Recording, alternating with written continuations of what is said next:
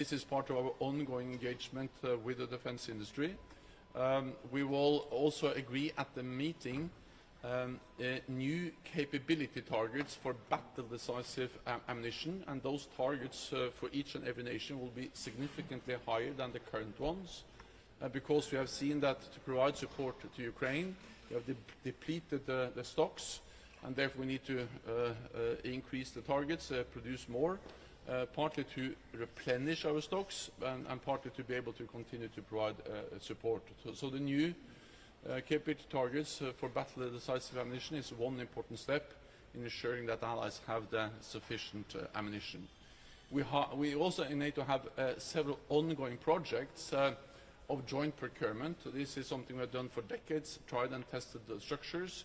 Many of them are facilitated by the NATO Support and Procurement Agency, NSBA, for instance, only just for 155 ammunition, we have ongoing projects facilitated by the NATO Support and Procurement Agency of $1 billion US.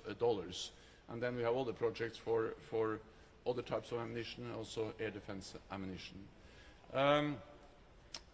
We will also agree, I expect that ministers also will agree to establish a new center for the protection of critical undersea infrastructure. This center will be at our Maritime Command, MARCOM, in the United Kingdom.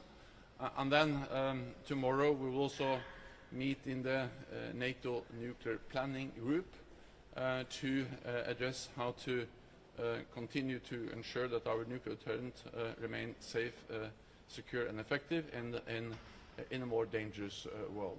With that, I'm ready to take your questions. You say that member states would agree to... Sorry, is that, sorry. Secretary General, from your perspective, as the counteroffensive continues, what should be the priority for the Рамштайн group meeting today, and what kind of weapons, what does Ukraine ardently need right now, and do you expect new pledges?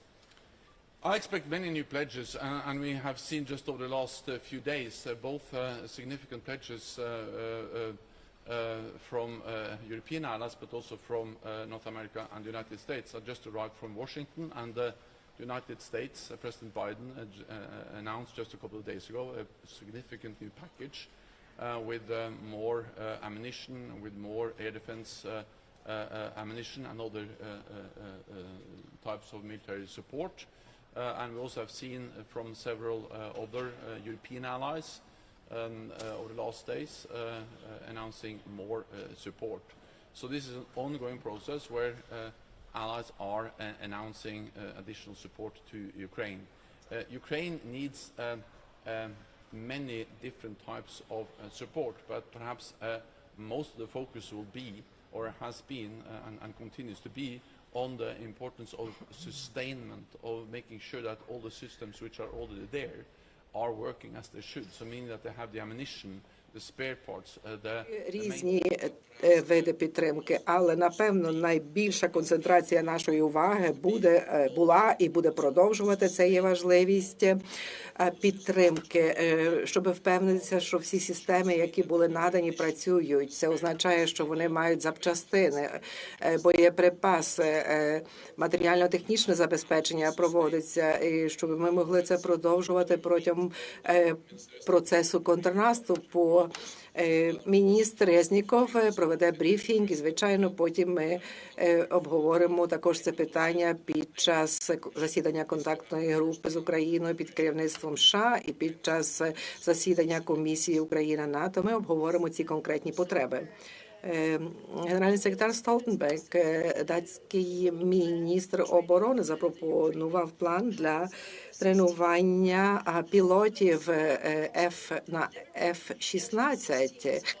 Чи ми вже будемо надавати Україні F-16 ці винищувачі? І ви були в США. Чи вас переконали, що необхідно більше часу бути на посаді генерального секретаря, якщо не знайдуть іншого. По-перше, я вітаю рішення кількох країн-членів Альянсу далі підтримувати Україну під час навчання пілотів. І також пізніше ми можемо прийняти рішення щодо надачі реактивних літаків 4-го покоління F-16. І я хочу подякувати Данії за те, що вони відіграють керівну роль у забезпеченні цих питань і їхній готовності надати навчання для українських пілотів. Данія – це країна, яка відігравала і відіграє важливу роль у наданні важливої підтримки Україні. Коли конкретно це рішення буде прийнято, але вже ясно, що навчання почалося, і це дає нам тоді вибір, що вже ми можемо надати ті літаки, тому що будуть готові пілоти, які можуть ними керувати. Я був минулого тижня у Вашингтоні. Основна ціль – це була підготовка Вільнюського саміту. Це є частина мого постійного спілкування з лідерами Альянсу. З президентом Байденом ми обговорили захист Альянсу, також підтвердили підвищення підтримки для України і говорили питання важливі для Альянсу, говорячи про людину, яка мене замінить. Це рішення, яке повинно бути вирішено 31 членами Альянсу. Я готовий підкоритися любому рішенню і за винятком одного мого майбутнього, але 31 член Альянсу вирішать, хто буде наступний генеральний секретар. Ми знаємо, що вчора засідання в Анкарі Швеція приймала участь, і ми також чули коментар президента Ердогана. Як ми повинні розуміти ці коментарі? І чи можливо все одно до цього часу розуміти, що на Вільнюському саміті Швеція стане повним членом? Я вітаю те, що у нас є механізм розмови між Швецією і Туреччиною. НАТО приймає також участь, но відбувається в Анкарі. Кілька тижнів тому я був у Анкарі. У нас були хороші розмови з президентом Ердоганом щодо вступу Швеції у Альянс. І було засідання постійного механізму. Це засідання проводилося у конструктивній ситуації. Хороші були розмови. Ми бачимо, що є прогрес, були ідентифіковані також моменти, як краще добитися певних успіхів. І ми далі продовжуємо працювати над тим, як забезпечити те, щоб Швеція могла вступити до Альянсу. Швеція вже зробила все, що пообіцяла на саміті у Мадриді минулого року. Це означає, щоб забрати обмеження експорту зброї, боротьба з тероризмом. Швеція доповнила певні пункти у своїй конституції і оновила законодавство боротьби з тероризмом. І також це демонструє, що Швеція зробила все, що необхідно. Це був мій меседж. І ми також повинні розуміти, що Туреччина в дійсності має певні питання, пов'язані з безпекою, і нам необхідно подивитися, як краще ми можемо співпрацьовувати разом у боротьбі з тероризмом. Це можливо, що Швеція може стати членом на Вільнюському саміті. Я не обіцяю, що це може статися, що це станеться точно, але я обіцяю вам, що ми вітатимемо Швецію якомога швидше, як нового члена Альянсу, і це також допоможе в цьому засідання постійного механізму. Питання щодо заяви НАТО щодо потенційного ядерного озброєння у Білорусі. І чи це є в дійсності так? І Путін анонсував, що він на початку липня надасть Білорусі ядерну зброю якраз до початку саміту у Вільнюсі, яка реакція буде НАТО, можливо, розгортання, якісь додаткові засоби, щоб захистити країни, які є сусідами з Білорусі, можливо, ракета «Іскандер». Росія давно вже проводить свою безкарну риторику щодо ядерного потенціалу. Росія повинна знати, що ядерну війну ніхто не може виграти. Необхідно боротися проти цього. Звичайно, ми тісно працюємо з іншими членами Альянсу і робимо моніторинг того, що робить Росія. Звичайно, у нас є певна позиція з ядерних питань. І Росія інвестувала багато, ми бачимо це у нові ядерні спроможності і розгорнула їх навіть близько біля кордонів НАТО, наприклад, на далекій півночі. НАТО вже відреагувала на це, збільшуючи присутність на східному фланзі Альянсу. І, звичайно, ми будемо далі проводити моніторинг, що є необхідно і як Росія змінює свою ядерну позицію. Ви раніше сказали, що ви після ось цього року ви не будете більше займати посаду генерального секретаря, але чи ви, якщо необхідно буде, ви будете залишатися на цій посаді? Як я сказав вже раніше, я повторюю, у мене ніяких планів немає, щоб далі продовжувати займати посаду генерального секретаря. А зараз давайте коротко скажемо про контрнаступ. Ви говорили багато разів, що це посилить позицію України за столом переговорів. Чи є вже якісь спільні можливості для перемовин? І ви вважаєте, що це можна добитися цим контрнаступом? Ми не бачимо жодної готовності з боку президента Путіна, що він готовий вже на перемовини і за мир. Звичайно, я не хочу сказати, що нічого Україна не доб'ється цим контрнаступом. Вона буде мати сильніші позиції за столом перемовин, якщо більшого успіху доб'ється у контрнаступі. І, можливо, на певному етапі Путін розуміє, що він не зможе виграти цю війну на полі битви, і він зможе вирішити, що треба сісти за стіл перемовин. Як це відбудеться, коли це відбудеться, ми не знаємо. Якщо ми хочемо постійний мир, нам необхідно надавати військову підтримку Україні, бо це є єдиний шлях для того, щоб Україна продовжувала звільняти свої території і послати чіткий меседж Москві, що Росія не виграє на полі битви. Ви говорили, що країни Альянсу повинні домовитися, що 2% витрат ВВП – це мінімум. І чи ви будете встановлювати нові цілі?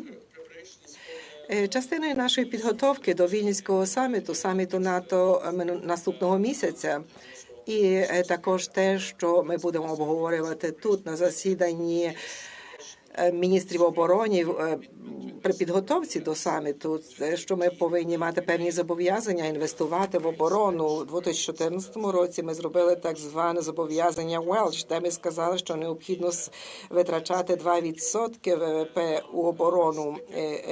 Ми зараз вже у новому десятилітті, майже у новому десятилітті наш світ став набагато більш складнішим, небезпечнішим, є нові виклики перед нами. Через те я очікую, що коли лідери зустрінуться у Вільнюсі наступного місяця, вони домовляться, щоб були більш сильніші зобов'язання і щоб прийняли ефект відразу ж, а не через десятиліття, і щоб 2% ВВП на оборону – це не є якийсь максимум, а це є мінімум, якого ми повинні досягти. Але, звичайно, це зараз є консультації, які постійно ми проводимо з Альянсом, щоб ми домовилися про це на саміті у Вільнюсі. Дуже дякую, колеги. Це все, на що нам вистачило часу. Дякую.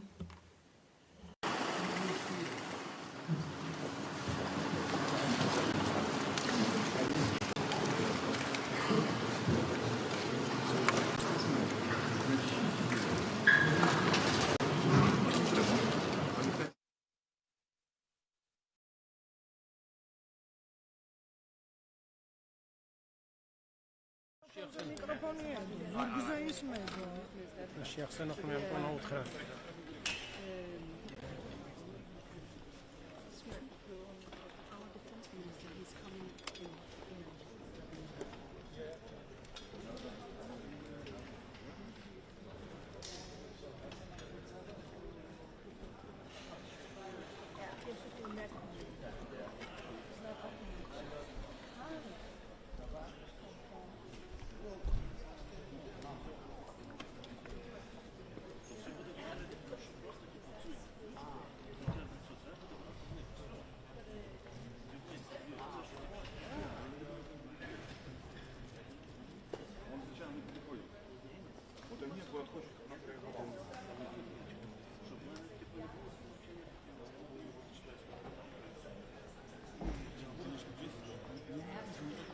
Morning, Minister. Minister, what kind of... Minister, one question, please.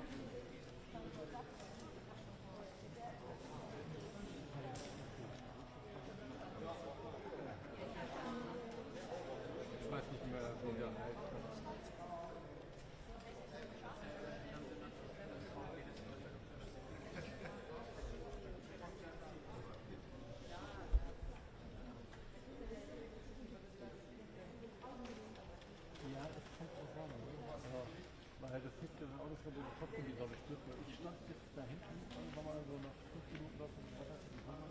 Das hat man schon gemacht. Und ich weiß nicht, ob das mein. Das sind immer die Türen. Our colleagues in the studio said that the sound was Das ist mal wie draußen. that you couldn't understand.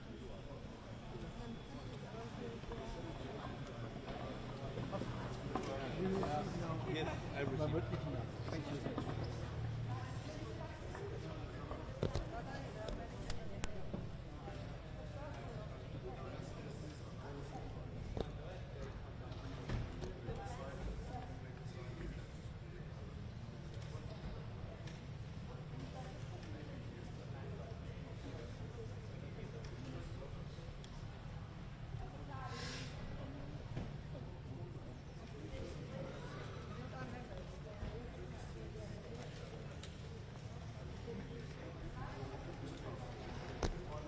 Good morning, Secretary Wallace. What kind of security guarantees are you willing to give to Ukraine?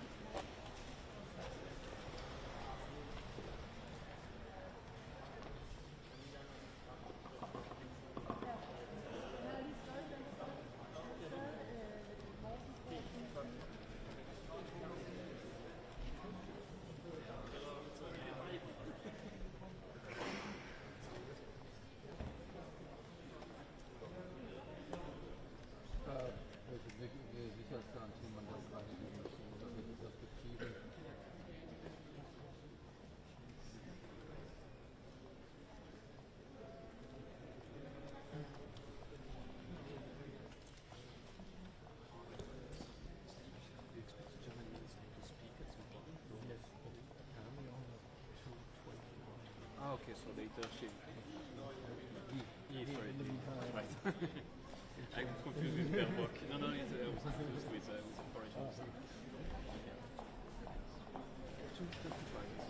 Not 220. It was announced 2 days ago in May, so I don't know. And also tomorrow morning. Tomorrow morning, So we don't know yet where exactly. it may not be at the... Because there are no official arrivals. No, that's true. Last time Yeah, we got kicked out. we did it. Okay. Okay, thanks. We met.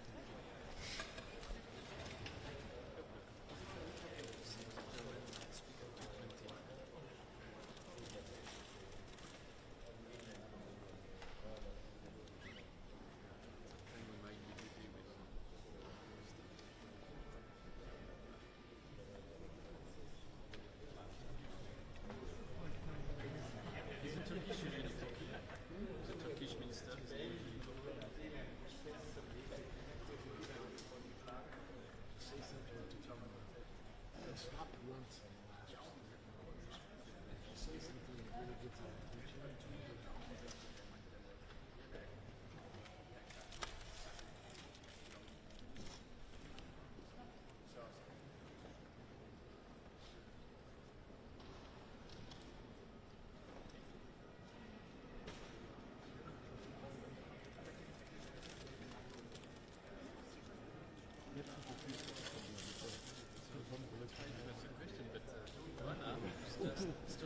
just between me and I, right below eyesight, couldn't see her. Anyway, and there was this question about Sweden anyways.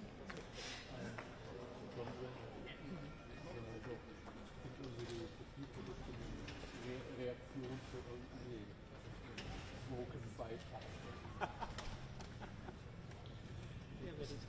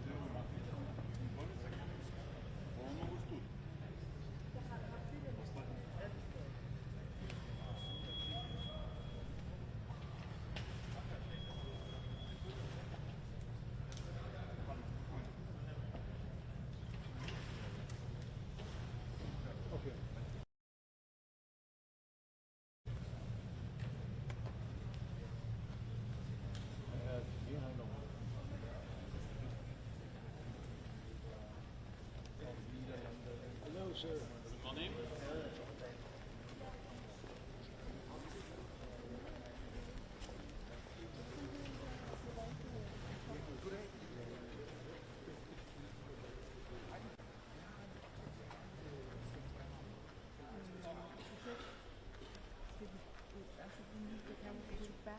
No, I need some.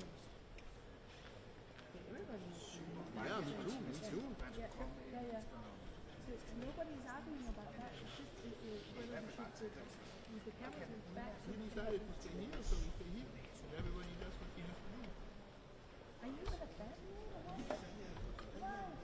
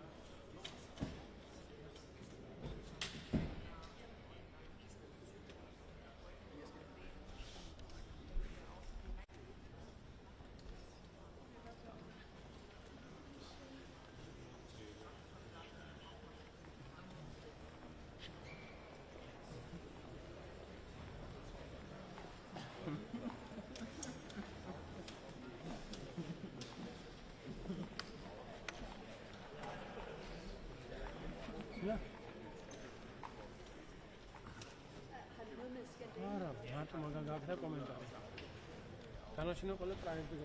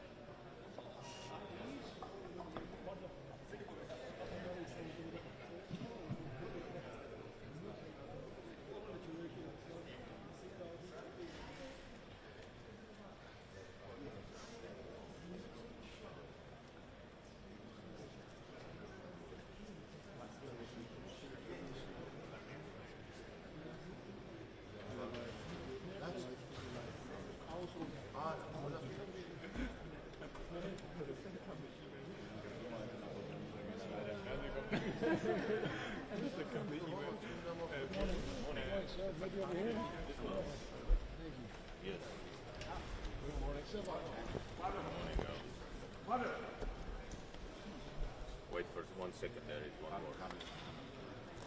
Stay as long as you want in the sunshine. I can stay as long as I want. I don't know. Are you ready for that? We have one more. Are you coming or not? Good. So once again, good morning. We have a very important day today and also tomorrow. I would like to share two topics with you. First, Ukraine, and second, Vilnius summit. First, Ukraine. Definitely at the moment is very, very important to continue the help to Ukraine as the counteroffensive is ongoing. And definitely we all understand what that means. Both sides on the battlefield are having losses, which means that especially our side helping Ukraine is very, very critical, and I'm very happy to see that also we have an agreement with a couple of our allies to announce a new aid package to Ukraine on this meeting today, and I have approved that also in our government, so it's clear that Estonia will continue also the help to Ukraine. Secondly, this also relates to Vilnius, and regarding Vilnius and Ukraine, definitely Estonia sees that the future of Ukraine is in NATO, and we will do everything, of course, to advocate for that, and we would like to see also the next steps made in Vilnius, that we cannot stay only on the messages what were given already in Bucharest. So, but let's see how it goes. Definitely the wording is very, very, very important, how that goes. And now coming to Vilnius summit and NATO, for me it's very important that we can approve finally the regional plans.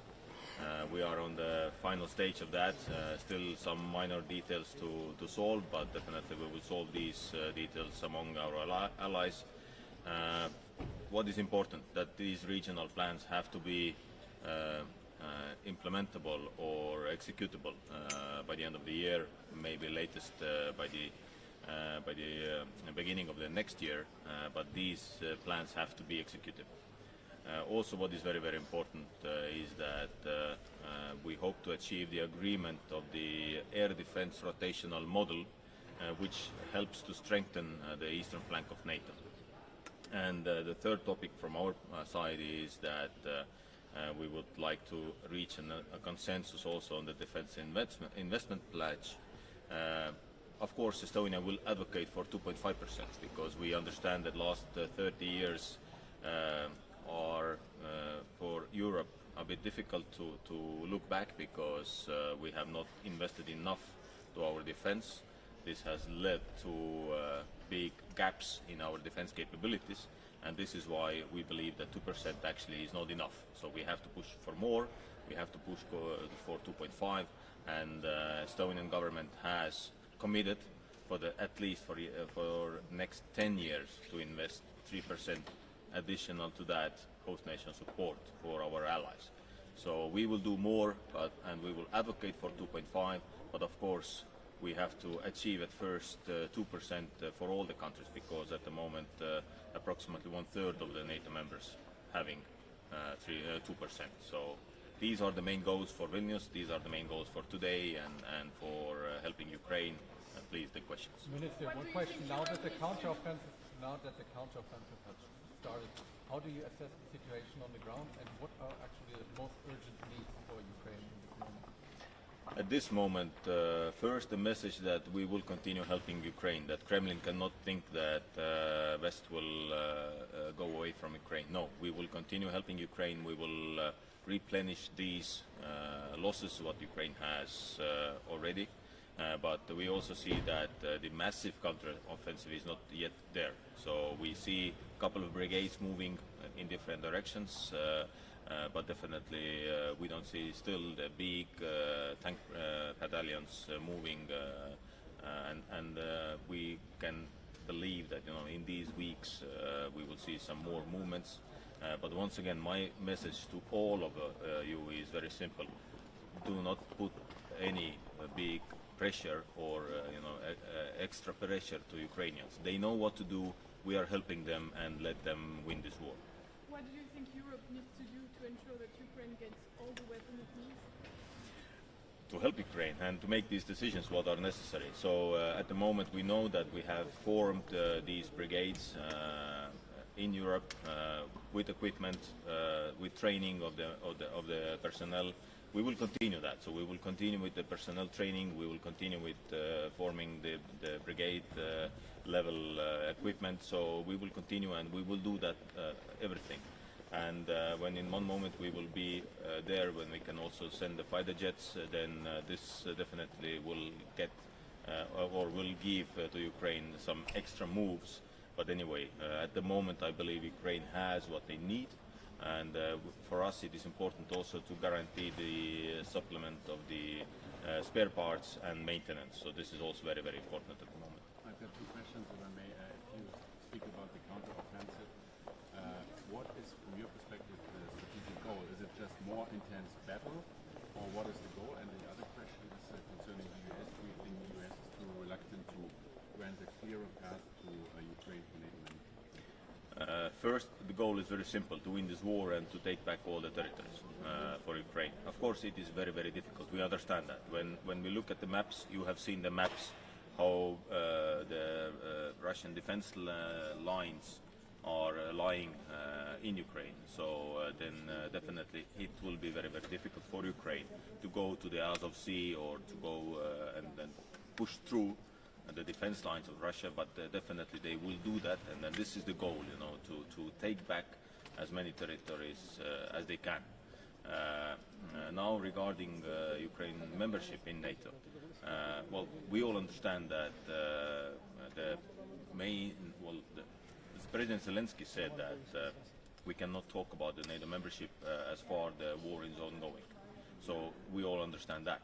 But on the other hand, we also see that any kind of gray zones what Russia wants to build are not something we would like to see in Europe, and then we will not tolerate that. Which means that the only security guarantee, actual security guarantee for Ukraine is NATO membership. When it's going to be, very difficult to say, because we cannot even say when the war will be over. But it's in our hands to help Ukraine to win this war. But do you think that assessment is shared in Washington, that there cannot be any gray zone anymore? I believe that also Washington understands perfectly that no country can stop NATO enlargement. If the NATO members collectively decide to accept someone in NATO, then this is the decision of the NATO members, and no country can avoid that. Are you disappointed on membership? Sorry, once again. What's your message to countries that aren't meeting its 2% target? Well, my message is very clear. All NATO members made a commitment 2014 in Wales. And this commitment was that in 10 years, all the countries will have 2%. Now we are at war in Europe, and this is the last time and last moment to commit yourself to 2% and even beyond. So, because the gap, as I said, the gap in last 30 years has been just too big. On membership, are you disappointed that Germany and the U.S. are not as forward-leaning as they might be on this? Sorry, once again, because it was... On membership for Yes. Ukraine, are you disappointed that Germany and the U.S. are not as forward-leaning as they could be on this? Well, once again, on membership, it's a decision of 31 countries, soon 32 countries, and then we all have to be united. One thing what we have to avoid is exactly what Putin wants, that we are separated and we are like not unified. But NATO is united, NATO is unified, and we will do everything to keep that, and then we will be united also in this decision. Thank you very much. Question about nuclear weapon in Belarus. Okay, later.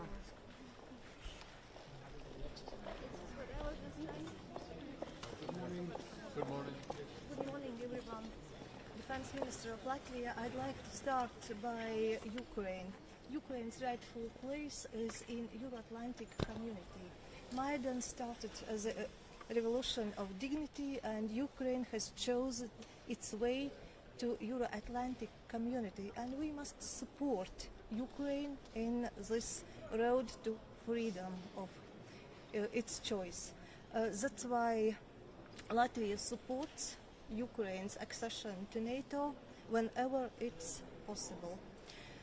Today we see that Russia is waging very brutal and aggressive war against Ukraine, and of course everyone is waiting for very successful Ukraine's counter-offensive. But we must admit it will be long-term process, and we have to support Ukraine not only during this counter-offensive, but as long as it takes. Well, Latvia is a country situated on the eastern flank of NATO, and today we must concentrate on forward defense. For Latvia, it means that we are investing in our defense capabilities. Our defense budget will reach 3% by 2027, but I think that with new defense capability procurements we will reach 3% sooner than 2027. It's evident for us. Well, I'd like to stress that new NATO defense plans are a big step forward, but it means that they must be,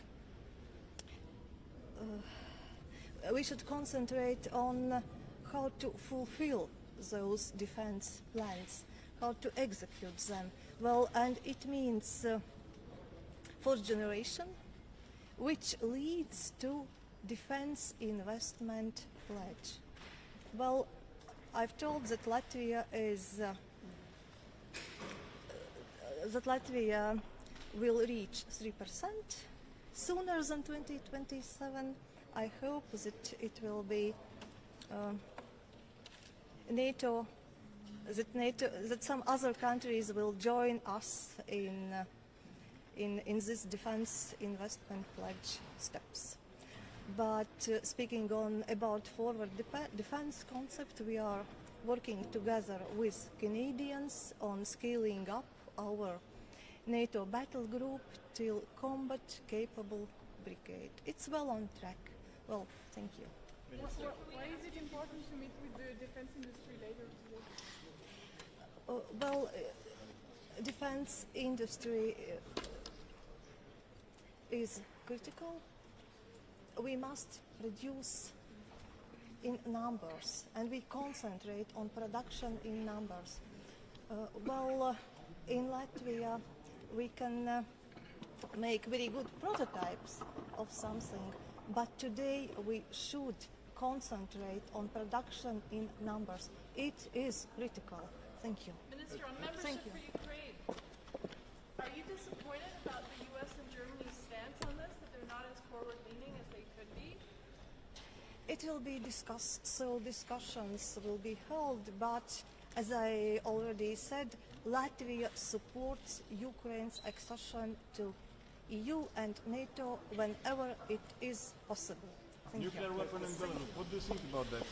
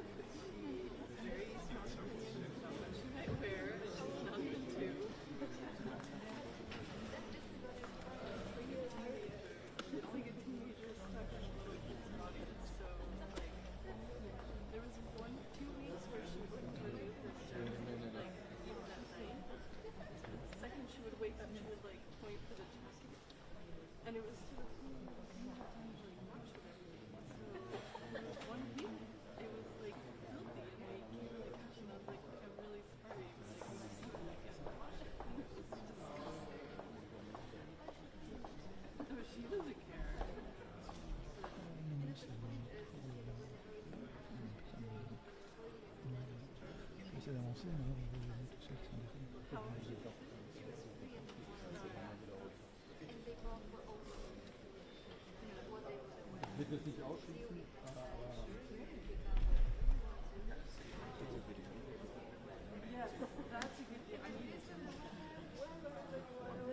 This is what I had recently. It was 25 degrees outside. Okay?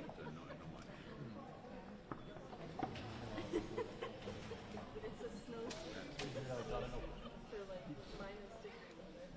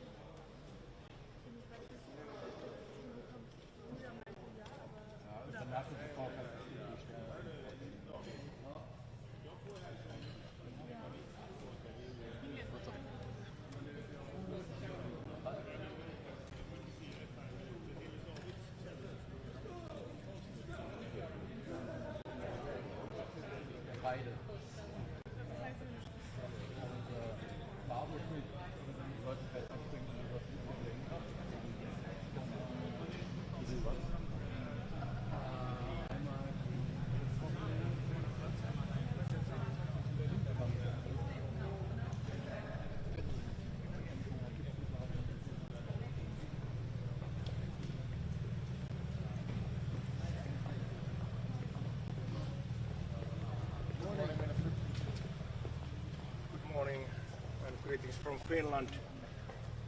This is a historic day for us, of course, because this is the first time Finland participates in the defense ministers meeting as an ally. So looking forward for important and good discussions how to strengthen the alliance here. Today, of course, we are discussing how to assist and keep helping Ukraine when it's fighting for its freedom. Finland will have a new government pretty soon. We are under the talks of the new government. Probably next week we'll have already new government. But I can assure you that Finland keeps on supporting Ukraine also in the future. Thank you. Now that the counteroffensive has started, how do you assess the situation on the ground, and what, in your opinion, are the most urgent needs for Ukraine?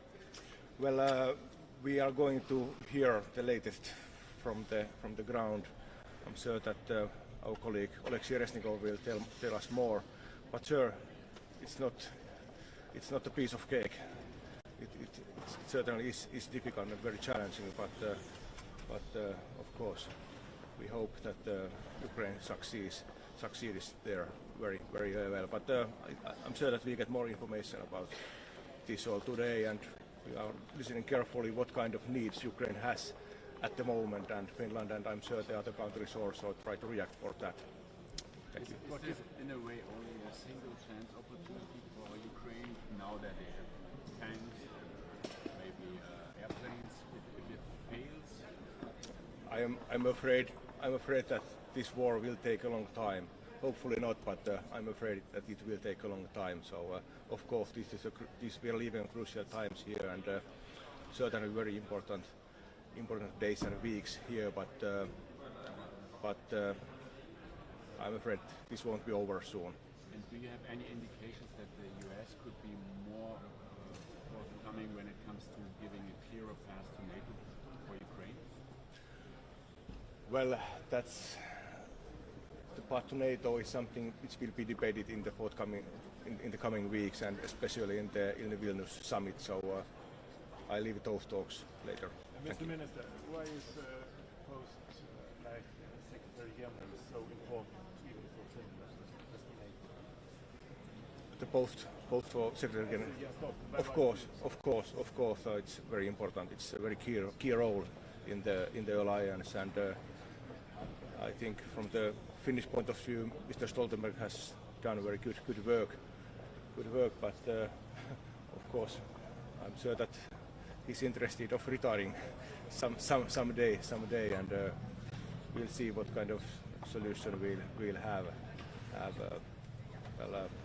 But I don't want to speculate with that question more. Do you want him to continue? But a serious question. Do you want him to continue? I just say that he's done very good work. I'd say that that option doesn't sound bad for my ears, but I have to also say at the same time that I'm representing the caretaking government in Finland at the moment, so I don't want to take strong political positions or strong political opinions here. Sorry?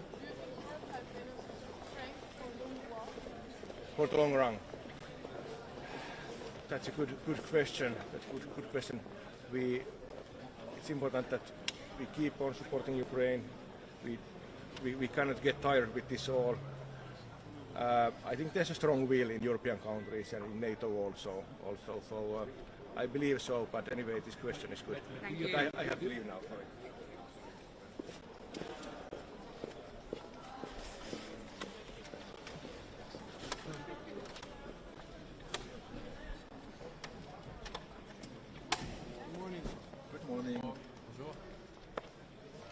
Yeah, it's a crucial moment of this Ukraine war. The offensive has started of the Ukrainian armies now do everything to support Ukraine as long as it takes. So really, I hope that we will take another important decisions today to support Ukraine, especially also the political support that they need, because it's not only the military, but also the political and the moral support. Thank you.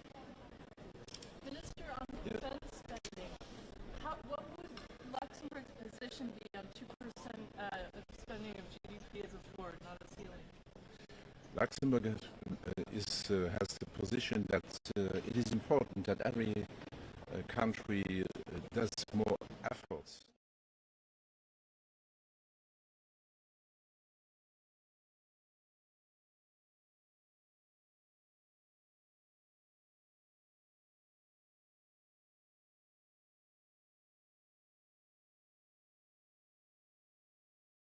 For example, 230,000 commuters working in Luxembourg, so not Luxembourg citizens.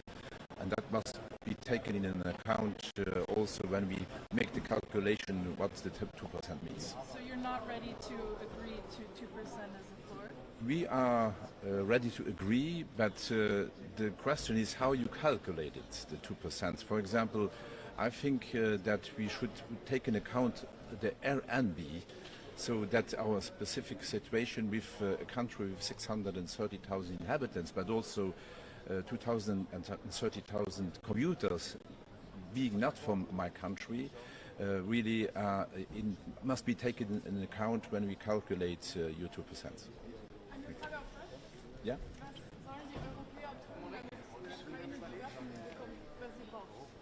Also das Wichtigste ist, dass wir ja heute auch entscheiden werden und auch ein Treffen haben mit der Rüstungsindustrie, damit im Grunde die hauptsächliche Munition schneller geliefert werden kann. Es gibt ja auch die europäische Initiative, die sehr wichtig ist, aber vor allem die Produktion muss gesteigert werden, weil es kommt jetzt darauf an, dass in den nächsten Monaten die Ukraine das bekommt, was sie benötigt.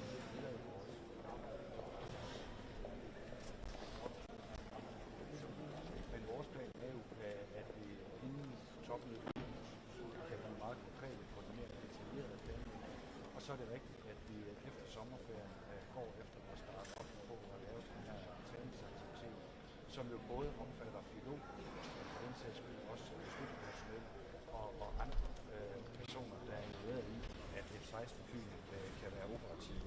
Og det er jo det, som er vigtigt. Det er jo, at det handler ikke kun om at sikre, at piloterne der får en omskolingsindsats. Det er også det støttepersonel, som er helt nødvendigt for, at flyene kan flyve.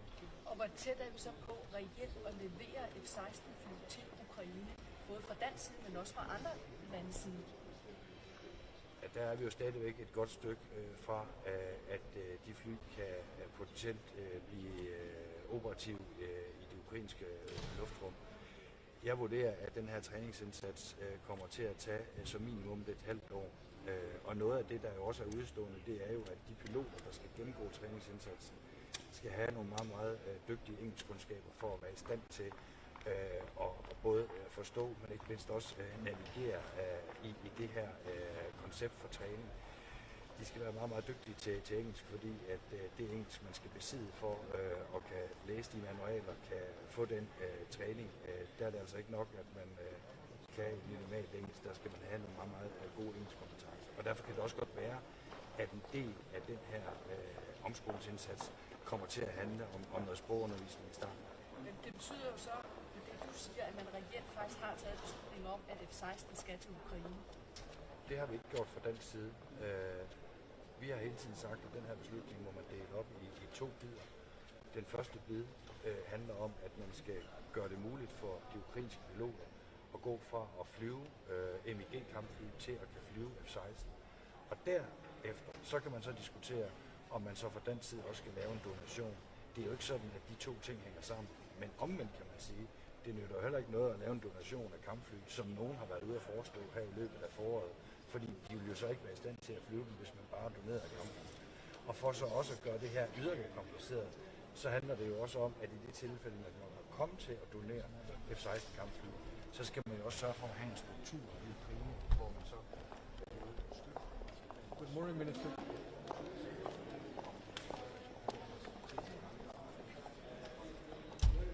Good morning.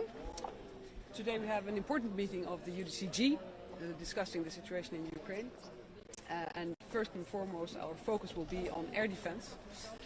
There will be an announcement by 4 countries that we will send as soon as possible missiles for air defense. The Netherlands has announced, I reported to Parliament yesterday, that we have a new package of 150 million euros for radars, for detection, also needed for the integrated air defense.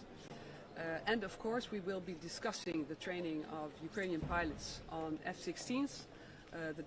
Denmark and the Netherlands will provide our partners with further information on this project.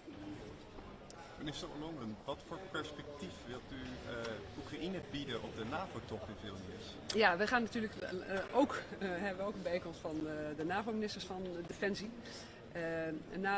NAVO heeft al eerder perspectief geboden voor Oekraïne. Hè? Dus dat is in 2008 in Boekarest gebeurd. Nou, daar gaan we natuurlijk geen letter van terugnemen.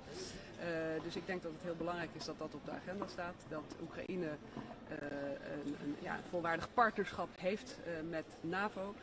Dat we vooral doorgaan met de transitie van de Oekraïnse krijgsmacht naar NATO-standaarden. Dat is natuurlijk heel erg belangrijk voor de afschrikking. Die in de toekomst nodig zal zijn om te voorkomen dat Rusland opnieuw probeert Oekraïne binnen te vallen.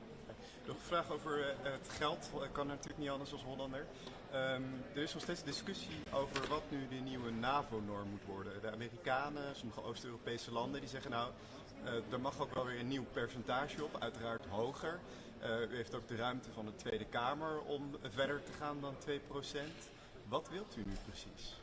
Nou, wat voor mij ontzettend belangrijk is, Nederland heeft gezegd, wij waren op weg naar 2% en we gaan naar de 2%. 2024, 2025 zit Nederland op 2%. Voor iedere minister van Defensie is het belangrijk om lange termijn zekerheid te hebben.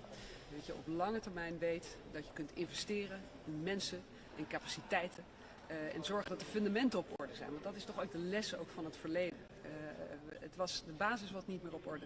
Dan heb je geen sterke defensie. We zullen een sterke krijgsmacht nodig hebben voor onze NAVO-verplichtingen, voor onze Europese verplichtingen en voor de verdediging van ons land over de hele linie. Dus die lange termijn doelstelling, die onderschrijf ik volledig en dat zal ik ook zeggen. Ja, moet er niet een duidelijke boodschap komen aan landen die ver achterblijven en denken, er is een oorlog in Europa, maar we kunnen nog wel tot 2030 wachten tot we de NAVO-normen halen? Ieder land heeft daar een eigen verantwoordelijkheid in. Op dit moment was al de afspraak, we streven naar 2%. Ik denk dat we allemaal zien dat de veiligheidsomstandigheden aanzienlijk zijn verslechterd.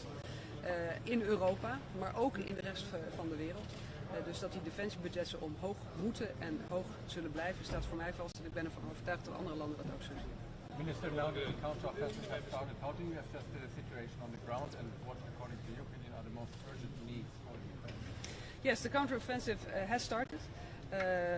I'm confident because we have seen the training of the Ukrainian military. We know the capabilities that they have. I think that still the most urgent need is to focus on air defense. That is extremely important. That is on the short term, on the middle term and also on the long term, which is why we have now started the program for training Ukrainian pilots on the F-16 platform. Minister, all of the member states are discussing security assurances from the bilateral arrangement. Could you imagine the Netherlands is with Ukraine and could it avoid happening?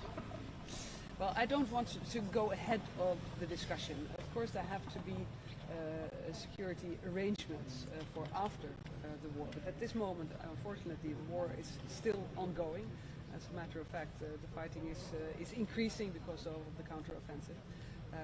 And what we will discuss in Vilnius and preparing, of course, today are different types of arrangement. And I think the partnership with NATO is very important. But we will discuss that behind closed doors and see where we can get to Vilnius. Minister, on F-16. Over de tekst die bij Nederland de auto heeft dat we Zwitserland zouden kunnen komen. Zit daar inmiddels schot in en komen die bovenop die 100 die waar Nederland wat maakt? Ja, op verschillende sporen doen wij mee met de tankcoalitie. Dit is één spoor, dat gaat over de Leopard 1 tank. Daar worden er sowieso in die coalitie meer dan 100 geleverd. Er is inderdaad ook een onderdeel wat Zwitserse goedkeuring behoeft. Dat komt dus bovenop die 100. En ja, ik ben steeds, ik heb wel vertrouwen in gehad dat dat uiteindelijk gaat lukken. Maar de beslissing moet daar nog over genomen worden in Zwitserland. Hij heeft één kamer van het Zwitserse parlement toch weer op ingestemd. Een bijzondere wending. Biedt dat mijn Ja, ik heb er vertrouwen in. Ik neig naar optimistisch zijn op de goede richting. Minister, on F-16, would the Netherlands consider sending the jets to Ukraine before the war ends? We have decided now on starting the training for Ukrainian pilots on the F-16 platform. That's a very important step, and we were very happy that we got the green light from Washington, and that Denmark and the Netherlands are now working out the training on the platform. Of course, it's about pilots, but it's also training about technical personnel, maintenance, etc. A next step, but that would need a new decision also by the Americans, would be provide them with the actual platform, but that is not on the table right now. You also talk about how to ramp up the production of ammunition and weapons, but how is your assessment of the Russian situation? And what we talk a lot is Europe, can they sustain the effort, but can the Russians sustain it? Well, we have to ramp up.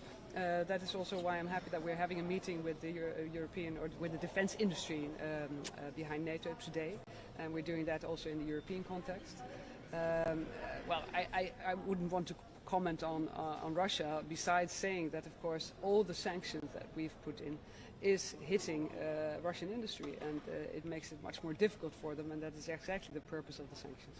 And do you have a clear idea what the objective of the Ukrainian counteroffensive is or should be? Well, the objective of the self-defense of Ukraine is, of course, regaining territory and assuring sovereignty and territorial integrity. And that has our full support. And, of course, Ukraine does not disclose its strategy in the counteroffensive, and I think that is very wise of them. Do you think Ukraine has enough to win this war? I think that we all feel that this is an illegal war, that this type of aggression can never be rewarded, and that is why we support Ukraine. And we've done so massively with weapons, with ammunition, and with training. And many countries, including the Netherlands, has assured Ukraine that we will continue to support them for as long as necessary. The counteroffensive is on its way, and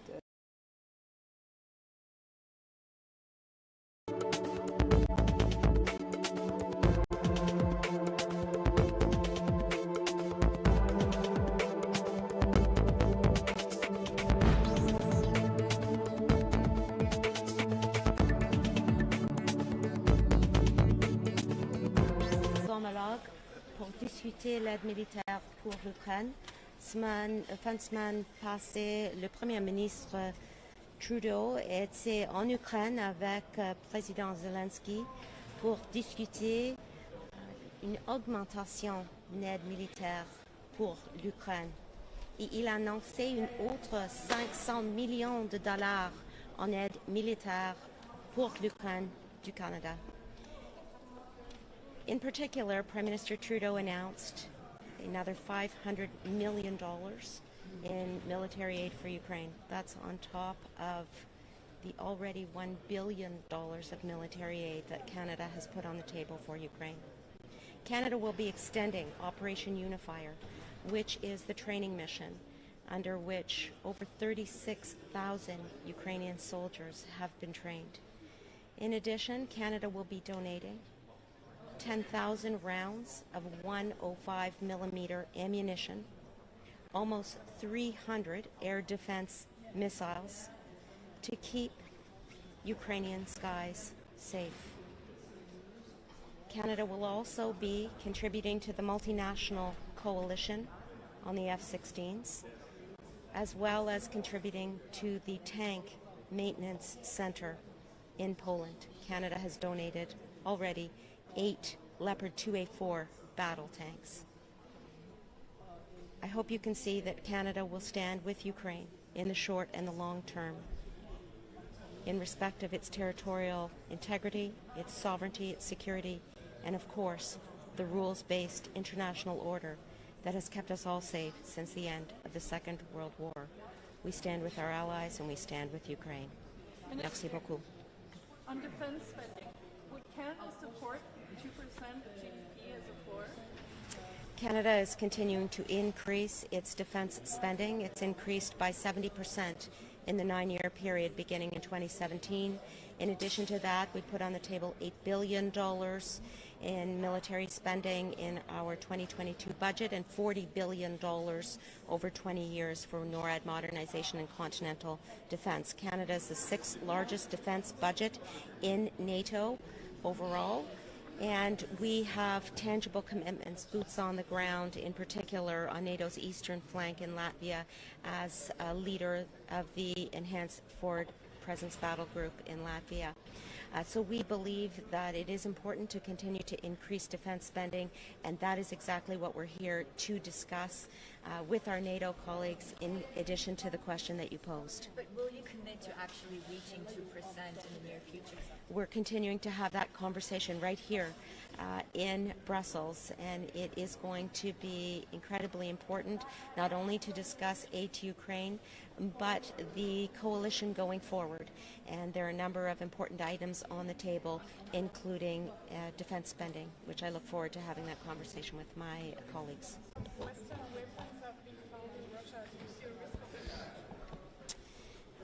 The story of the last 16 months has been one of escalation, and it is a result of Vladimir Putin's illegal and unjustifiable invasion of Ukraine. In order for this war to come to a conclusion, Vladimir Putin needs to do what's right and leave Ukraine. The destruction and the devastation and the loss of human life is absolutely horrendous and unacceptable, and it needs to stop by Vladimir Putin exiting Ukraine. Minister, question about Latvia. What about the inclusion of NATO, of Canadian troops as a frame state in battlefield in Latvia? How it looks like? Well, thank you for that question. Because it highlights Canada's important work in Latvia as a framework nation since 2017. In fact, the Latvia operation, which we call Operation Reassurance, is Canada's largest international operation where we've deployed approximately 1,000 soldiers in the air, on land, and at sea. And so, as you're aware, last year, we committed to move that commitment to brigade level together with our allies and other partners in the framework nation. And that is exactly what we're working on. I met with Minister Murnies in Canada to discuss our plan going forward to move to brigade level. The Chief of Defense Staff, Wayne Eyre, has been meeting with his counterparts across the multinational effort in Latvia that we are leading to discuss what items they are going to put on the table in terms of capabilities and in terms of human resources. But make no mistake, we are very much committed to Operation Reassurance and to Latvia because of the importance of our NATO contribution as well as maintaining a strong eastern flank for NATO.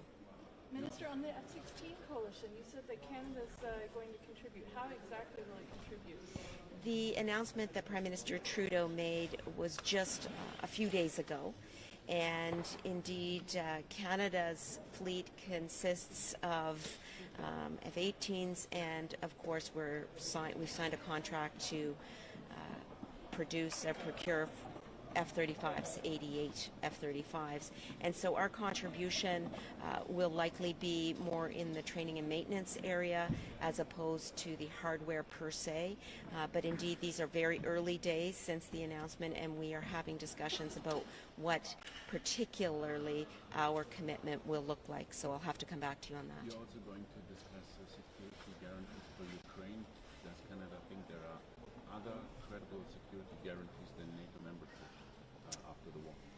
Of course, as you are aware, Canada is a very close friend and ally of Ukraine. President Zelensky and Prime Minister Trudeau have a very strong relationship, as do I with Minister Resnikov, and we will continue to work with Ukraine and partners and allies about what the future of Ukraine looks like, but that's got to be led by Ukraine itself, and we will follow Ukraine's lead.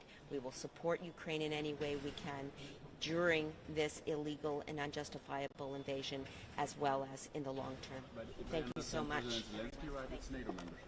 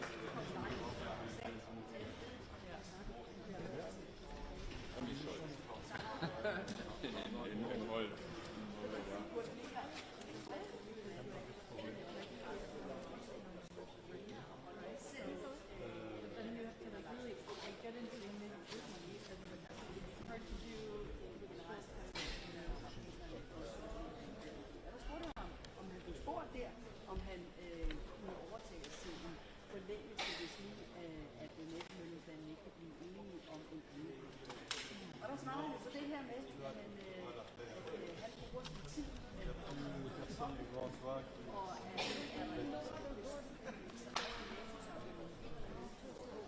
er det hans egen fremtid. Men lad os lige høre, hvor kom der et spørgsmål på lidt, så lad os lige høre præcis forstå det her. Han siger, at det her er jo lidt en kamp, og det er jo det, der drejer sig om hele